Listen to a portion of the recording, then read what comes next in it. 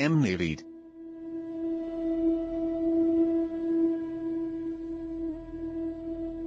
जद दा पुत्र बाहर गया है, खाली होकर बाहर गया है। झूठे हासे हसदी पई है, मां लोकां नूं दसदी पई है। डॉलर पौंड कमांदा सोना, उथे दफ्तर जांदा सोना। उच्ची कोठी पा बैठी है, सोना घर बना बैठी है। कुल्ली छड़ के कोठी पाई है, कीती सारी उस कमाई है। घर पराडो भी कल लईए, उंज भी नौकर चाकर कही है। प्यो दा भार उठा लिया सोने, इन्ना कुछ कमा लिया सोने। जद भी शहर में जानी आ, लखां दे विच लानी आ। हुण कादा परदेस नहीं अड़िए, बाहर भी अपना ही देश नहीं अड़िए। ओदी काल भी आंदी है, डेली गल हो जाती है।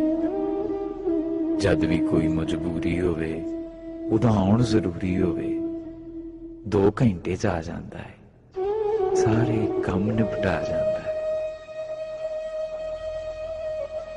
इन्ने विच 2 हंझू डै पे, इंज निकले के बोलन डै पे।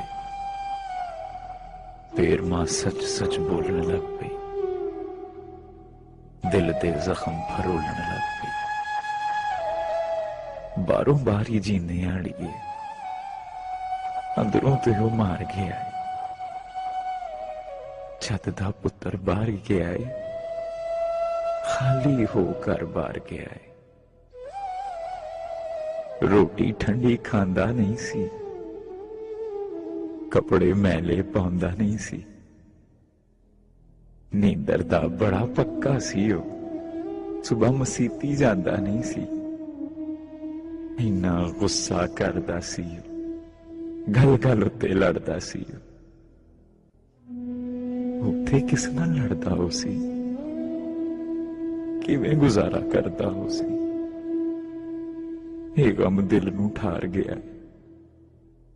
जद दा पुत्र बाहर गया है, खाली होकर बाहर गया है। 6 माह पहले आया सी वो, अपने घर पर आया सी वो।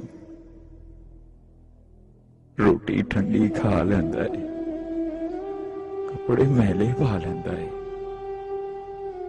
जितन वाला हर जांदा है, हुण ते हर गल जल जांदा है। जद भी पूछनी आ, तू खुश है, हस के चुप जिहा कर जांदा है। मैं ते ओदी मां वाली है, अदब दी ओदी थां वाली है। मेरे अगे बोलदा नहीं, अंजुआं दे दर खोलदा नहीं। मैं दुखी ना हो जावां, हस हस वक्त गुजार गया है। जद दा पुत्र बाहर गया है, खाली होकर बाहर गया है।